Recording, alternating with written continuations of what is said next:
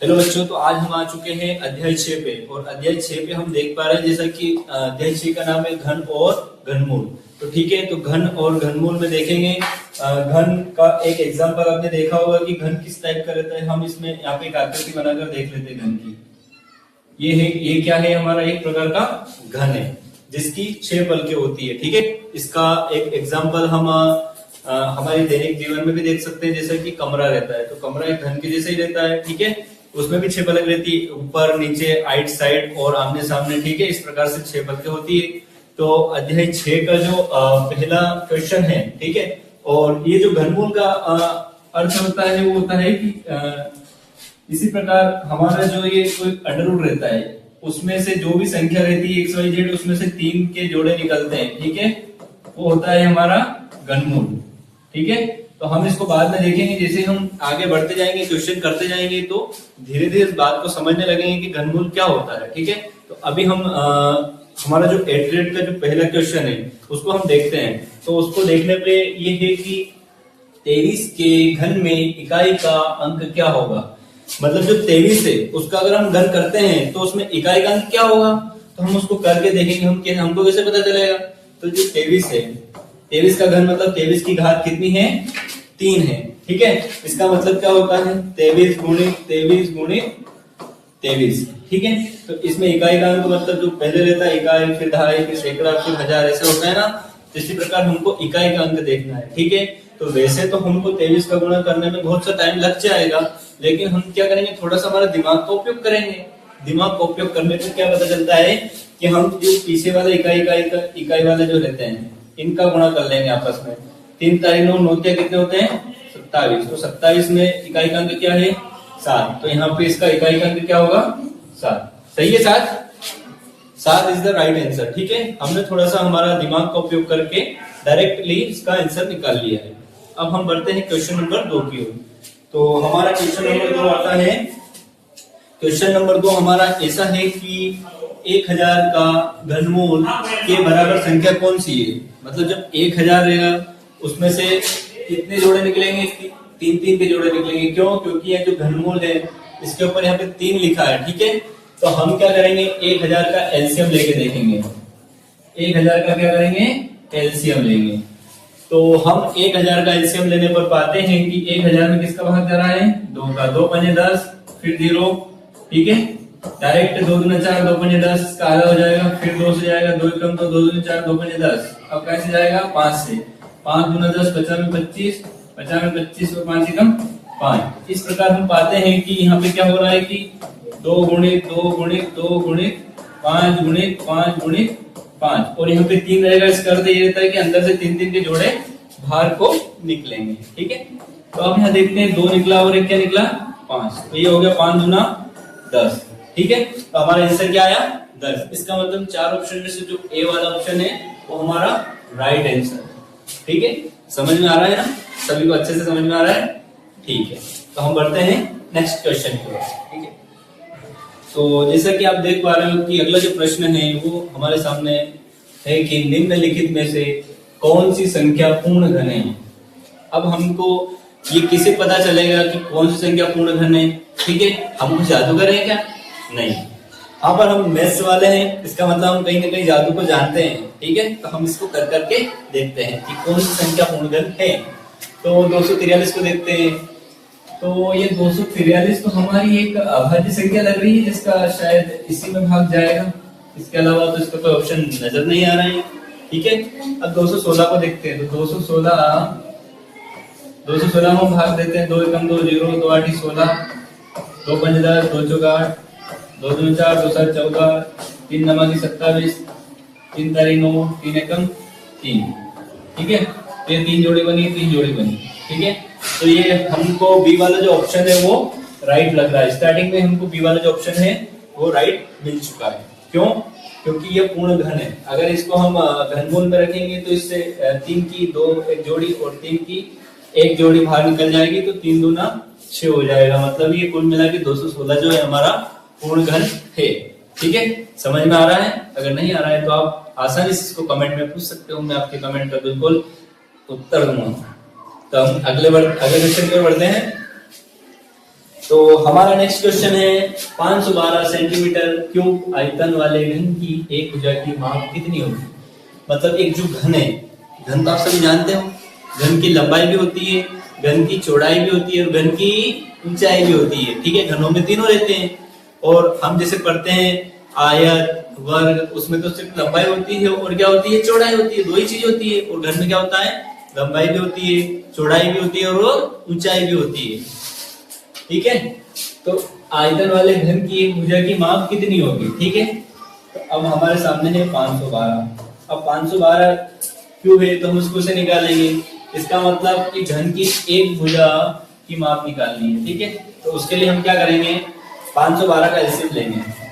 तो 512 का एलसीएम लेने पे हम पाते हैं क्या आता है, देखिए 2 दूना 4, 1 बचा 11 हो गया, 2 5 10, 2 6 12, 2 एकम 2, 2 दूना 4, 2 8 16, 2 6 12, 2 2 8, 2 3 6, 2 दूना 4, 2 एकम 2, 2 6 12, 2 8 16, 2 4 8, 2 दूना 4, 2 एकम 2। तो यहाँ पे पाते हैं एक जोड़ी बनी, एक जोड़ी बनी, एक जोड़ी बनी। मतलब इसमें अगर हम प्रूव करेंगे, हमने जो एलसीएम लिया उससे जो संख्या आ गई हमारी जो संख्या आ गई है, एक जोड़ी बनी, दूसरी जोड़ी बनी और तीसरी जोड़ी भी काय की बनती है हमारी 2 की। तो यहाँ से 2 की एक जोड़ी बाहर आई, यहाँ से दूसरी जोड़ी 2 की बाहर आई, यहाँ से तीसरी जोड़ी 2 की बाहर आई। तो 2 4 4 गुना 8। तो हमारा जो फाइनल आंसर है वो क्या आता है, 8। यहाँ पे देखो 8 हमारा आंसर दिख रहा है क्या आपको, बिल्कुल दिख रहा है। क्या है, 8। जो सी वाला जो ऑप्शन है वो हमारा सही है। क्यों है, क्योंकि उसकी एक भुजा है जो है वो 8 सेंटीमीटर की है। ठीक है, समझ में आ रहा है किस प्रोसेस से हमने निकाला है। यही प्रोसेस हमको सीखनी है, समझनी है और सवाल को करने के लिए इसको अप्लाई करना है। हम बढ़ते हैं नेक्स्ट क्वेश्चन की ओर। तो आ चुका है हमारा अगला प्रश्न। अगला प्रश्न है 5वें नंबर का, जिसमें है कि राशि गीली मिट्टी का एक घनाभ बनाती है। अब घनाभ कौन बनाती है, राशि, लेकिन ज्ञात कौन करेंगे, हम। ठीक है, फिर भी कर लेते हैं। तो राशि गीली मिट्टी का एक घनाभ बनाती है जिसकी भुजाएं 3 सेंटीमीटर। मतलब एक घनाभ बना रही है, वो एक घनाभ बना रही है राशि। ठीक है, ये हमारा एक घनाभ है, ये घन है। सॉरी, घनाभ में क्या होता है कि लंबाई ज्यादा होती है और घन में सभी भुजाएं बराबर होती है। तो जिसकी एक भुजा 3 सेंटीमीटर की होती है और एक 2 सेंटीमीटर की होती है और एक हमारी होती है वापस 3 सेंटीमीटर की। ठीक है, ऊंचाई 3 सेंटीमीटर मान लो। तो एक घन बनाने के लिए इसे कितने घनाभों की आवश्यकता होगी। ठीक है, तो इसे कितने घनाभों की आवश्यकता होगी, इसके लिए क्या करेंगे आप, कोई बताएगा क्या करेंगे, someone tell me what is the next step. इसे और घनाभ बनाने के लिए कितने घनाभों की आवश्यकता होगी, कितने घनाभों की आवश्यकता होगी। इसका एक सिंपल सा उत्तर है कि 3 सेंटीमीटर है और 2 सेंटीमीटर है और 3 सेंटीमीटर है, इसका आपस में गुणा करते हैं तो 3 दूना 6, 6 कितने होते हैं 18 सेंटीमीटर क्यूब। तो कितने की होगी, सिंपल सा लॉजिक है 18। सही है 18 answer. Can you check this Ritesh, इसको एक बार चेक कर लेना, 18 सही है। ठीक है, तो हम आगे बढ़ते हैं। तो इसमें ऑप्शन कौन सा होगा, डी वाला। डी वाला क्यों होगा, क्योंकि हमने स्पष्ट तरीके से निकाल के देखा है। ठीक है, तो इसे 18 घनाभों की आवश्यकता होगी इसे घन बनाने के लिए, ये साइज के। ठीक है, तो हम बढ़ते हैं प्रश्न नंबर 6 की ओर। ठीक है ना, तो प्रश्न नंबर 6 देखते हैं क्या है। प्रश्न नंबर 6 कहता है, ये कहता है कि 0.05 का घन ज्ञात कीजिए। मतलब 0.05 का घन ज्ञात करना है। तो घन मत ज्ञात करना है तो हमको पता होना चाहिए। ठीक है, मान लो 0.05 का घन का अर्थ क्या होता है, 0.05 की घात 3। अब इसको अगर हम आगे सोल्व करते हैं तो ये देखते हैं कि 0.05 गुणित 0.05 गुणित 0.05, ठीक है, ये 3 बार होता है। अब इसमें हमको क्या करना है, गुणा करना है आपस में। ठीक है, तो गुणा करने पे हम पाते हैं कि देखो दशमलव वाली संख्या में गुणा करने पे थोड़ी सी मिस्टेक हो जाती है। क्यों होती है, क्योंकि कभी कभी हमें ऐसा लगता है कि ये जो दशमलव है ये हमारे लिए बहुत कठिन चीज हो गई है, बल्कि ऐसा नहीं है। दशमलव हमारे लिए कोई कठिन चीज नहीं है। अगर आपने उसको एक बार समझ लिया ना तो उसको आप आगे भी आसानी से कर सकते हो। कैसे? अभी दशमलव अभी के लिए क्या करो, आप भूल जाओ। अभी जो संख्या है ना, इसको सिर्फ इसको याद रखो। तो ये है हमारी 5 गुणे 5 गुणे 5, मतलब 50 में 25, 25 पंजे 125, ठीक है, ये गुणे हो गई। अब इसके बाद ये देखो आप कि जो पहली संख्या है उसके बाद पीछे से 2 अंकों के बाद दशमलव है, तो 2 अंक गिन लो, 1 2, और 2 अंक गिन लो 3 4, 2 अंक गिन लो 5 और 6। मतलब हमको कुल मिला के ये पता चला है कि पीछे से 6 अंकों के बाद दशमलव को लगाना है। तो हमारे पास जो अंक थे उनका हमने गुणा किया तो हमें प्राप्त हुआ 125। तो हमको इससे 6 अंक आगे की ओर चलना है, तब जाके हम वहां पे क्या लगा पाएंगे, दशमलव। तो हमारे पास 3 पहिए हो गए, मतलब 3 अंक हमें और चलना है, ठीक है। इसके बाद हम दशमलव लगाएंगे, ठीक है। तो ये हमारा आंसर प्राप्त हो गया हमें 0.0000125। That is our answer. Answer is the right करण, ठीक है। तो ये हमारा आंसर जो है बिल्कुल करेक्ट है, परफेक्ट है। इसको एक बार आप आराम से इसको वीडियो को रोक के देखना, समझना। नहीं आए तो आप कमेंट में पूछ सकते हो, बिल्कुल आजादी आपको पूछ सकते हो। फिर भी नहीं आए तो आप क्लास में पूछ सकते हो। तो हमारा जो छठा वाला जो प्रश्न था उसको हमने सॉल्व किया है। हम बढ़ते हैं 7वें प्रश्न की ओर।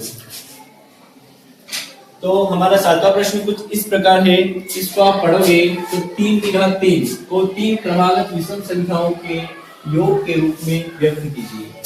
अब 3 क्रमागत अर्थात क्या होता है, क्रम से लगातार चलने वाली संख्या, ठीक है ना। तो लगातार चलने वाली संख्याओं के रूप में व्यक्त करना है, वो भी कैसी, विषम संख्या है, ठीक है। सम नहीं, विषम। जैसे हम चलते हैं कि 1 2 3 4 5, तो 2 क्या हो गई, सम हो गई, 3 क्या हो गई, विषम हो गई, 4 क्या हो गई, सम हो गई, 5 क्या हो गई, विषम हो गई, है ना। तो हर एक अंक को छोड़ के हर एक संख्या सम और विषम होती जाती है। यह क्रम अनंत तक चलता रहता है ना। तो इसी प्रकार हम यहाँ पे देखते हैं कि 3 क्रमागत विषम संख्या कौन कौन सी, 7 9 और 11 लेंगे हमने। आप भी ले सकते हो, ऐसा जरूरी नहीं कि आप 3 5 और 7 भी ले सकते हो। तो हमने यहाँ पे कौन सी संख्या ली है, हमने यहाँ पे 7 9 और 11 को लिया है। अब उसको प्रश्न के अनुसार लिखा है, मतलब हमको प्रश्न के अनुसार चलना है। तो उसके अनुसार चले हम, तो हमने तीनों को जोड़ा है। अब इन तीनों को जोड़ा है तो इसका योग कितना आया है, 27 आया है, ठीक है। और उसने यही कहा था कि विषम संख्याओं के योग के रूप में इसको व्यक्त करना है। तो इसका योग जो है हमारा 27 आया है, ठीक है। तो मुझे लगता है यहाँ तक कि इसका आंसर यही है, 27, ठीक है।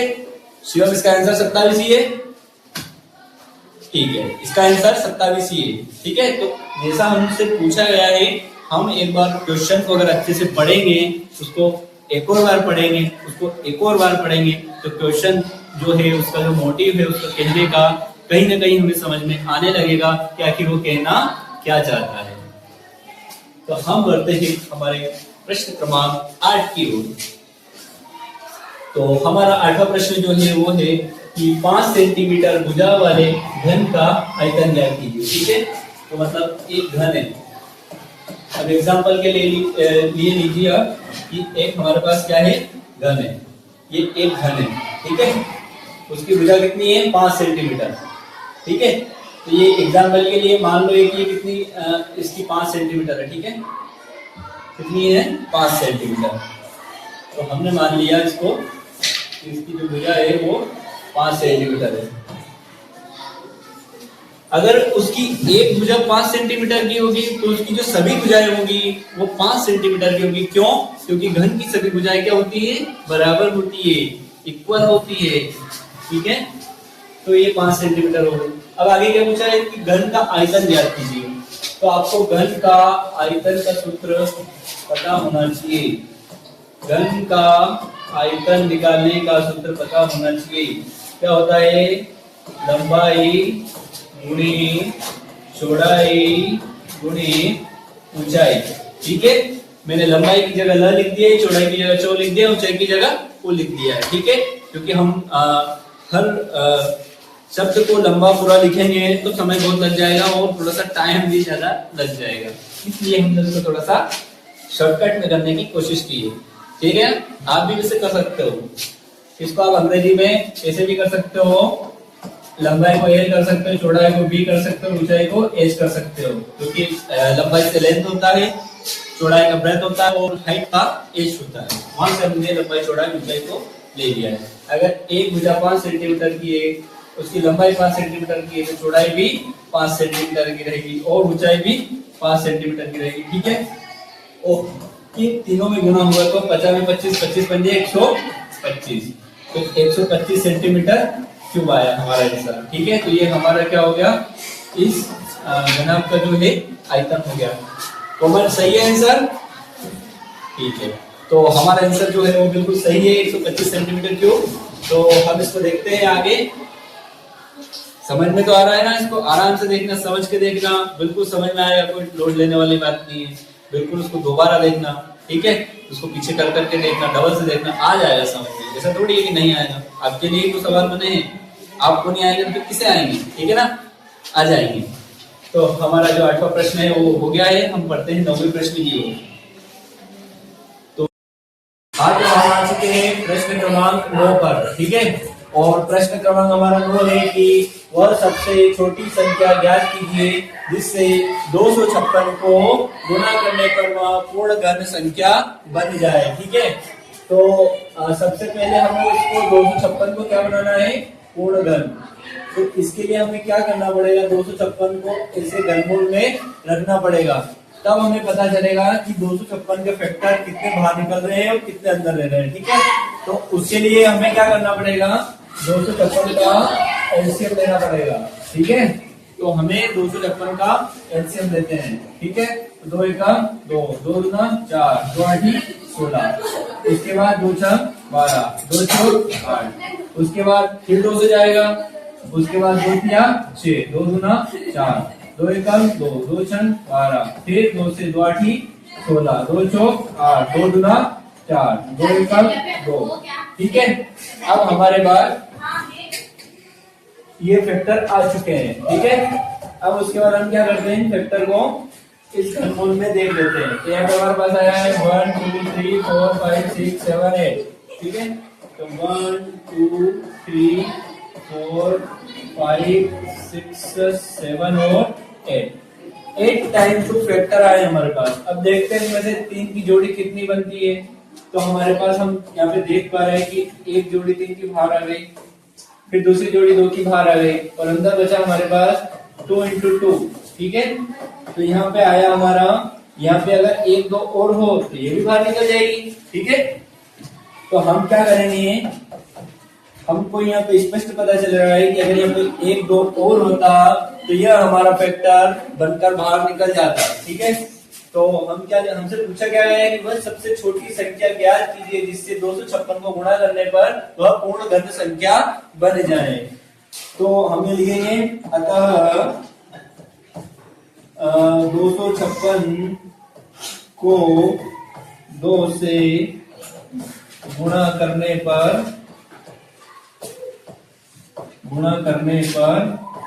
वह पूर्ण घन संख्या बन जाएगी, पूर्ण घन संख्या बन जाएगी।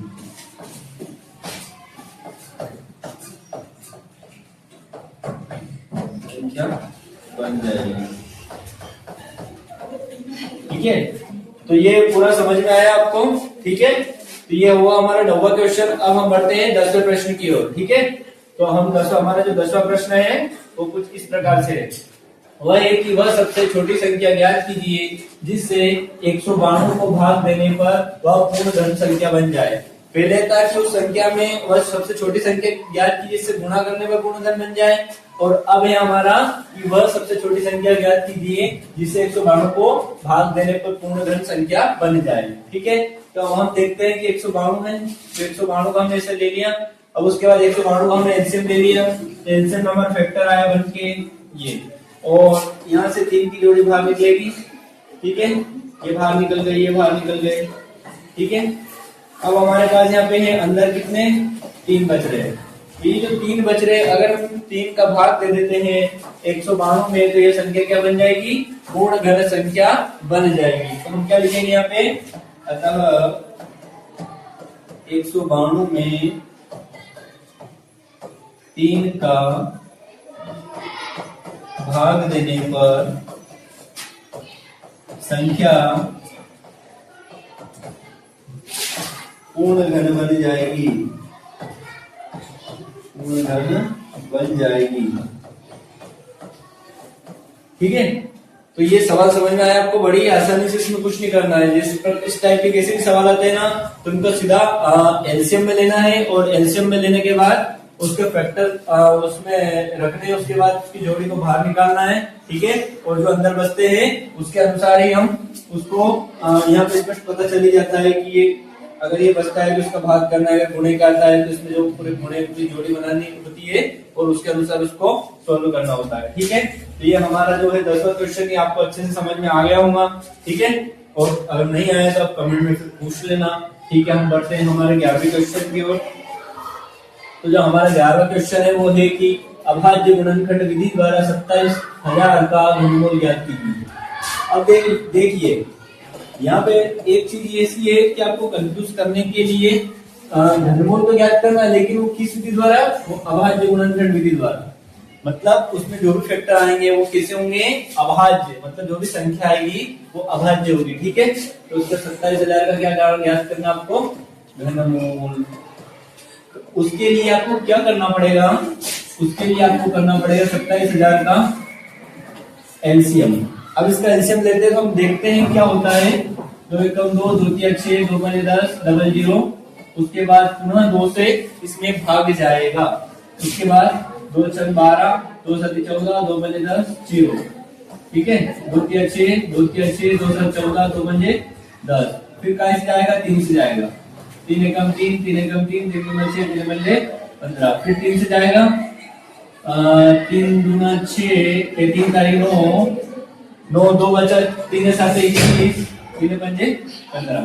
ठीक है, फिर 3 से 3 एकम 3, 3 दूना 6, 3 पंजे 15। फिर कैसे जाएगा? 5 दूना 10, 50 में 25, 50 में 25, 5 एकम 5। तो यहाँ पे हमारा ये जो फैक्टर है ये बन के आ गए हैं सभी फैक्टर। अब इसको इसमें पुट करते हैं। यहाँ पे 2 कितनी बार है? 1 2 3, 3 बार क्या है? 2। तो 2 3 बार है, और 3 1 2 3, और हमारा जो 3 है वो भी कितनी बार है? 3 बार है। ठीक है, और हमारा जो 5 है वो भी कितनी बार है? 3 बार है। तो हमने इसको जैसे ही हमने एलसीएम लिया, जो जो भी इसके फैक्टर बने हैं उसको हमने इसमें पुट कर दिया है। तो यहाँ पे हम देख पा रहे हैं कि 2 की 1 हुआ, 3 और 5 की जोड़ी बाहर निकल जाएगी। ठीक है, तो 5 3 15 और 15 दूना 30। ठीक है, तो यहाँ पे हमारा जो आंसर आया है वो कितना हुआ है? 30। ठीक है, तो ये इसका जो घनमूल है ये कितना है? 30 है। तो अब हम आज हमारा जो 11वां क्वेश्चन हो चुका है, तो हम 12वें क्वेश्चन की ओर बढ़ चुके हैं। 12वां क्वेश्चन हमारा है कि निम्नलिखित प्रतिरूपों को देखिए। अब प्रतिरूप क्या होता है? मतलब कुछ एग्जाम्पल हमारे सामने हमको बताने की कोशिश की गई है, जैसे कि ये वाले। ठीक है, ये वाले। तो इनको देखने पे आपको ये चीज समझ में आती है कि वो किस प्रकार से उसको डिफाइन किया गया है। यहाँ पे 2 की घात 3 है, माइनस 1 की घात 3 है। ठीक है, उसको बराबर करके इसमें यहाँ पे एक चीज कॉमन मिल रही है इन सब में, कि यहाँ पे 1 का प्लस हो रहा है, सभी में हो रहा है ना, सभी में हो रहा है। और पीछे यहाँ पे देखते हैं कि 3 का गुणा सभी में हो रहा है। लेकिन ध्यान से देखने पे ये पता चलता है कि यहाँ पे 2 और 1 है ना, तो बीच में 2 और 1 का गुणा हो रहा है।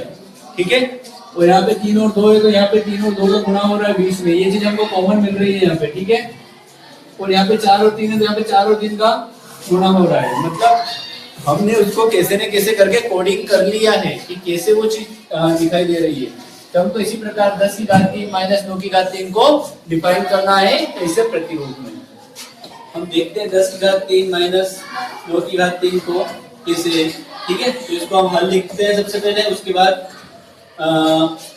अब 10 की घात 3 है, यहाँ पे क्या करा था उन्होंने? 1 1, तो हम 1 कर देंगे, फिर प्लस कर देंगे। 10 और 9, तो 10 गुणित 9 गुणित 3। ठीक है, ये इस प्रकार ये हमने डिफाइन कर दिया डायरेक्ट, एक स्टेप में इसको हमने डिफाइन कर दिया है। तो ये हमारा क्या हो गया? आंसर हो गया। ठीक है, अगर देखो आप समझने की कोशिश करोगे तो सवाल अच्छे से समझ में आ जाएगा, लेकिन कहीं ना कहीं आप उसमें जिज्ञासा नहीं रखोगे, समझने की कोशिश नहीं करोगे तो फिर समझ में कहाँ से आ जाएगा। ठीक है, तो ये हमारा 12वां क्वेश्चन था और हम बढ़ते हैं 13वीं क्वेश्चन की ओर।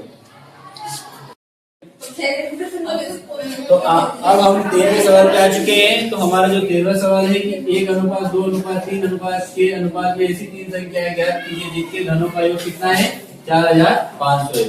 तो हम सबसे पहले क्या करेंगे, हम सबसे पहले मानेंगे, क्या मानेंगे कि जो अनुपात में दे रखा है उनको x 2x और 3x के घनों का योग 4500 हमने मान लिया है। अब हमें किसके अनुसार चलना है, हमें प्रश्न के अनुसार चलना है। ठीक है, तो प्रश्न के अनुसार जैसा वो कह रहा है कि x का क्यूब 2x का क्यूब मतलब तीनों अनुपातों का क्यूब जो है उनके घनों का योग 4500 है। तो इसका क्यूब तो कितना होगा x क्यूब, इसका कितना होगा 2 दूना 4 4 दूना 8x क्यूब और इसका होगा 3 तारीख 9 9 क्या 27x क्यूब और 4500। ठीक है, अब इन सभी का योग जो है वो 36 है। क्या है 36। तो हम इसको जोड़ देते हैं तो हमारा योग आता है 36x क्यूब। ठीक है, अब हम इसके आगे क्या करेंगे, इसके जो गुणे में आ रहा है वो उसके सामने वाली संख्या के भाग में चला जाएगा। ठीक है ना, अब भाग में जाने पे क्या होगा, इसको हम काटेंगे। जो कटता है ये किससे काटेंगे, इसको आप काटिए। एक काम कीजिए, इसका फैक्टर बना लीजिए। ये इधर चला जाएगा घात 3, ये हो जाएगा 4500 और ये हो जाएगा 36। तो 4500 के फैक्टर बनाने पे हमको मिलता है कितना, यहाँ पे हमने इसका एलसीएम लिया है तो हमें मिला है 2 गुणित 2 गुणित 5 गुणित 5 गुणित 5 गुणित 3 गुणित 3। ठीक है, इसके बाद हमें नीचे मिलते हैं 2 तिया 2 में 4 4 3 12 12 तिया 36। यहाँ पे हमें इसके फैक्टर मिल चुके हैं। उसके बाद हमको करना है 2 से 2 कटा, 2 से 2 कटा, 3 से 3 कटा, 3 से 3 कटा। यहाँ पे आपके सामने स्पष्ट रूप से दिखाई दे रहा है x बराबर 5 गुणित 5 गुणित 5। ये तीनों घनमूल में है और उसके बाद हम इन तीनों को बाहर आ जाएगी जोड़ी, तो x की मान हमारे पास कितनी आ गई 5 आ गई। उसके बाद हम देखते हैं कि हमने जो माना था x तो वो तो हमारे पास आ चुका है 5। अब हमने जो एक और अनुपात था वो हमने क्या माना था 2x। तो 2x के बराबर में हम क्या रखेंगे, x की जगह में हम रखेंगे 5, तो ये हो गया हमारा 10। मतलब दूसरा जो हमारा अनुपात है वो कितना है 10। ठीक है, अब जो तीसरा हमारा अनुपात है वो क्या है, तीसरा हमारा है 3x। x की जगह कितना रखेंगे 5 रखेंगे तो हमारा तीसरा अनुपात आता है 15। इसी प्रकार हम हमारे तीनों अनुपात आते हैं 5 अनुपात 10 अनुपात 15। ठीक है, ये हमारे आंसर है। तो ये हमारा आंसर आ चुका है। ठीक है, समझ में आ रहा है। ठीक है, हम बढ़ते हैं हमारे 14 नंबर के प्रश्न की ओर। ठीक है, अगला है 2 पूर्ण घनों का अंतर 189 है। यदि इनमें से छोटी संख्या का घनमूल 3 है तो बड़ी संख्या का घनमूल ज्ञात कीजिए। ठीक है, तो उसके लिए हमें क्या मानना पड़ेगा कि माना हुआ संख्या कौन है x और y है। ठीक है, कभी कभी कोई चीज समझ में नहीं आती है तो उसको मानने से हल हो जाती है। जैसे हमारी लाइफ में भी कभी कभी ऐसा होता है कि कभी कभी कोई समस्या ऐसी आती है जो सॉल्व आउट नहीं होती है तो उसको मान लेने पर समस्या सॉल्व हो सकती है। इसी प्रकार यहाँ पे हमने x और y मान लिया है, इसके लिए सवाल के लिए। ठीक है, तो यहाँ पे प्रश्नानुसार चलते हैं तो x cube minus y cube बराबर 190। उसने कहा है कि x की घात 3 और y की घात 3 का जो अंतर है वो कितना है 190। ठीक है, तो यहाँ पे 3 की घात 3 बराबर 27। ठीक है, अब ये 3 की घात 3 बराबर 27 क्यों है, क्योंकि इसका घनमूल कितना है 3 है। ठीक है, तो ये x क्यूब में से 27 को हमने माइनस किया तो 190 आया। उसके बाद 27 को हमने इधर पहुंचाया तो प्लस का हो गया। उसके बाद x क्यूब बराबर 216 हो चुका है और 216 का हमने घनमूल निकाला तो यहाँ पे 6 आ चुका है जो कि हमारा क्या है आंसर है।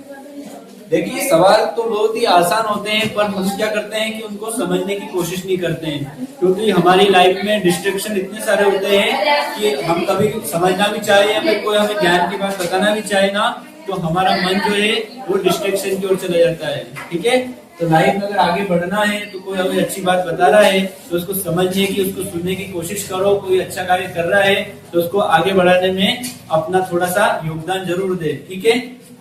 क्योंकि यहाँ पे कोई नहीं देख रहा है तो क्या हुआ, भगवान तो देख रहा है ना, कोई अच्छा कार्य कर रहा है तो आप उसमें अपना क्या योगदान दे रहे हो, ठीक है। किसी को डिस्टर्ब कर रहे हो कि इसको आगे बढ़ा रहे हो।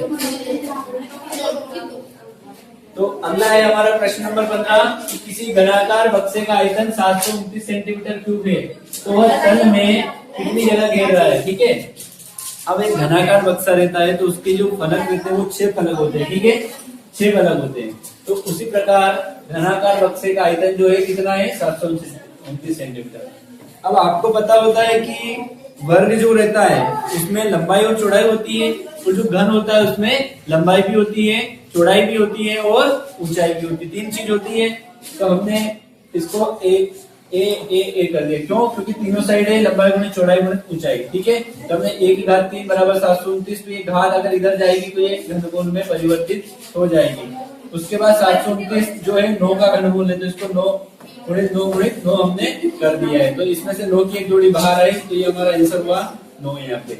अब उसके बाद उसने जो कहा था इसका स्क्वायर की कितनी जगह घेर रहा है, ठीक है। तो ये तल में कितनी जगह घेर रहा है, ठीक है।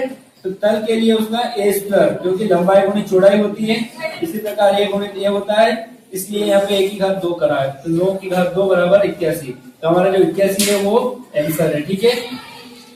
अगर आप उसको आसानी से ध्यान से समझोगे ठंडे दिमाग से तो बिल्कुल समझ में आएगा, ठीक है। नहीं तो समझ में कुछ भी नहीं आना है। ये हमारे 15 के 15 क्वेश्चन हो चुके हैं पूरे। अगर इसमें से भी अगर आपको कुछ समझ में नहीं आता है फिर भी आप मुझसे कमेंट में पूछ सकते हो, और चैनल को सब्सक्राइब कर देना, आपके लिए इतनी मेहनत कर रहा हूँ, ठीक है। Okay, take care, signing off, bye bye.